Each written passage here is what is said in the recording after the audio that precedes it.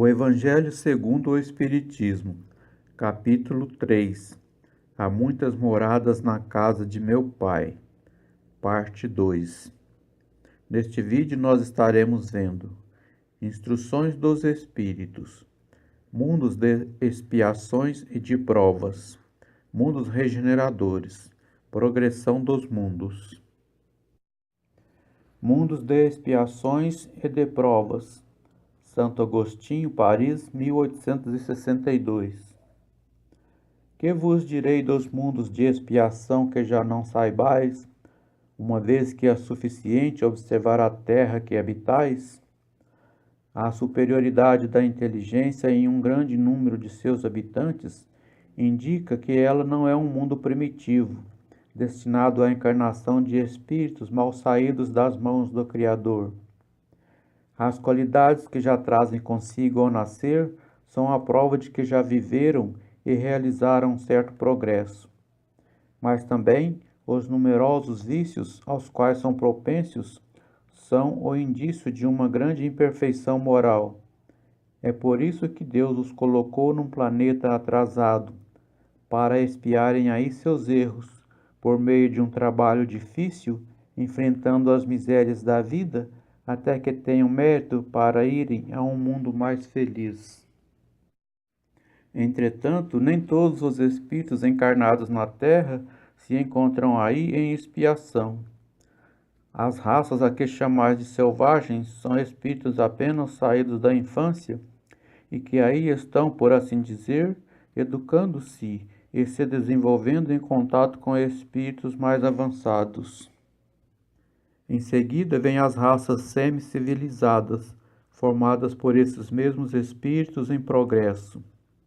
Essas são, de certo modo, as raças indígenas da Terra, que progrediram pouco a pouco no decorrer de longos períodos seculares, conseguindo algumas delas atingir o aperfeiçoamento intelectual dos povos mais esclarecidos.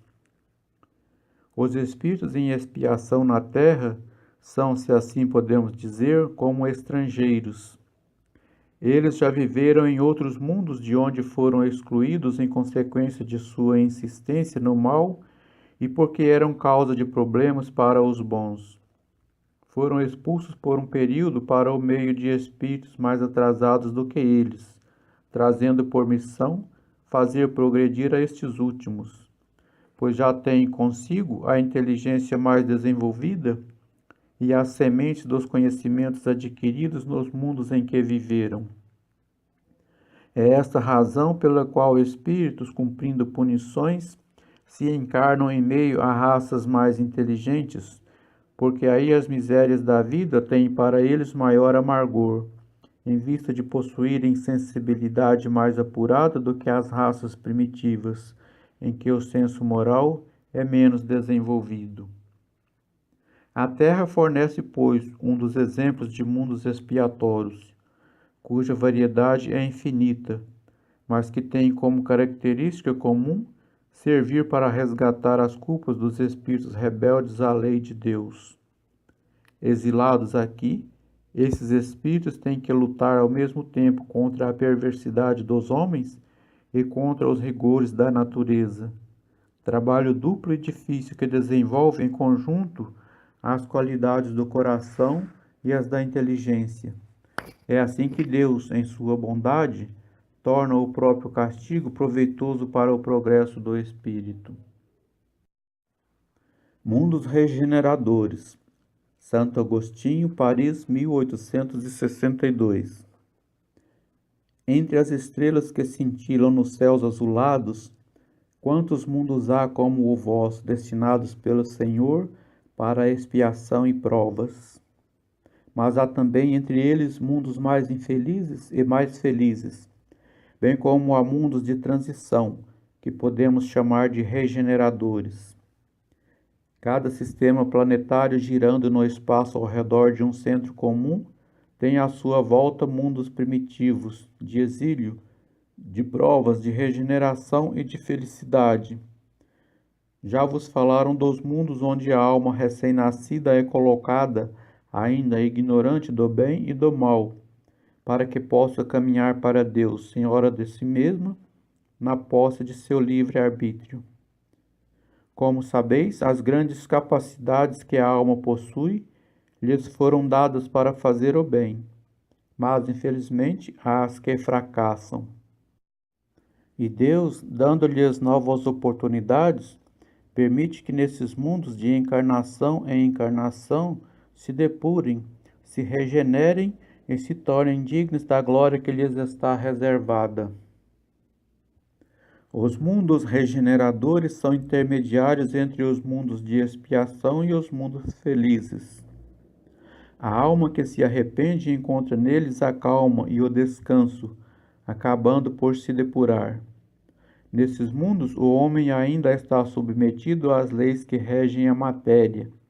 Sente as mesmas sensações e os mesmos desejos como vós, mas está livre das paixões desordenadas das quais sois escravos. Neles não há mais o orgulho que silencia o coração, a inveja que tortura e o ódio que sufoca. A palavra amor está inscrita em todas as frontes. Um perfeito equilíbrio regula as relações sociais. Todos reconhecem Deus e tentam ir até Ele, cumprindo-lhe as leis. Nesses mundos, a felicidade perfeita ainda não existe, mas o começo da felicidade. O homem ainda é carne, e por essa razão está sujeito aos sofrimentos da vida, dos quais apenas os seres completamente desmaterializados estão livres. Ainda há provas a suportar, mas já não são as angústias dolorosas da expiação. Comparados à terra, estes mundos são muito felizes e muitos de vós ficariam satisfeitos de habitá-los, pois são a calma após a tempestade, a convalescença após uma doença cruel. O homem menos preocupado com as coisas materiais tem melhor noção do futuro. Compreende que há outras alegrias que o Senhor promete aos que se tornam dignos, quando a morte levar seus corpos para lhes dar a verdadeira vida. Então, livre, a alma planará sobre todos os horizontes. Não mais os sentidos materiais e grosseiros, mas os sentidos de um perispírito puro e celeste, envolvido como um perfume em vibrações de amor, de caridade vindas de Deus.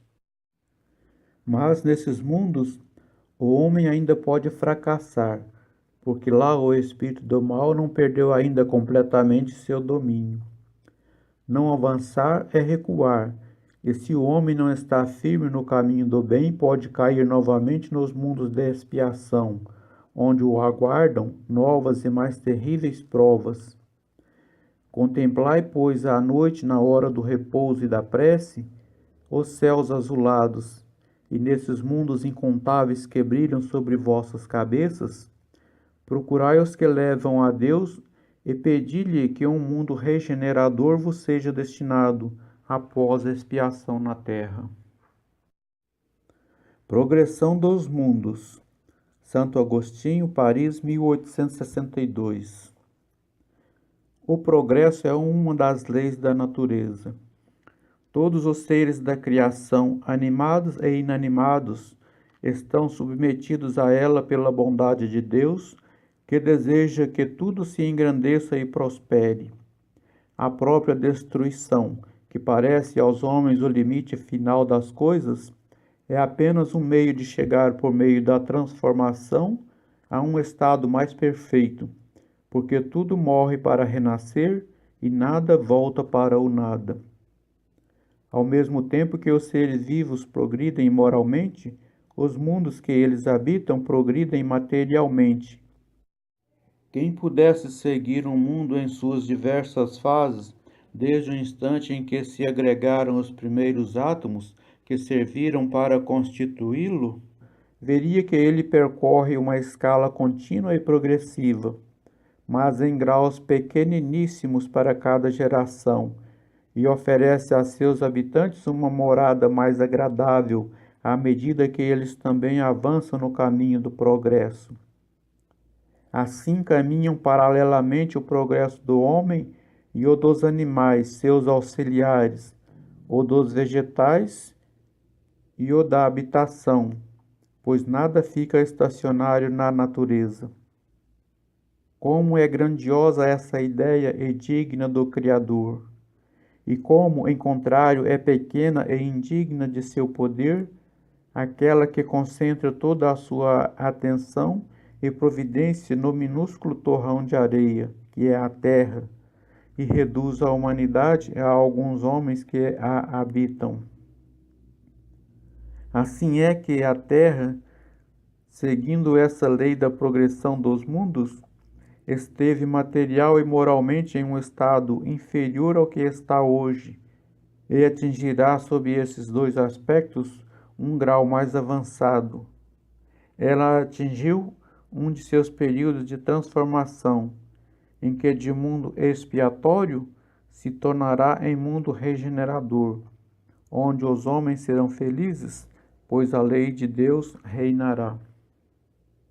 Terminamos aqui a leitura do capítulo 3.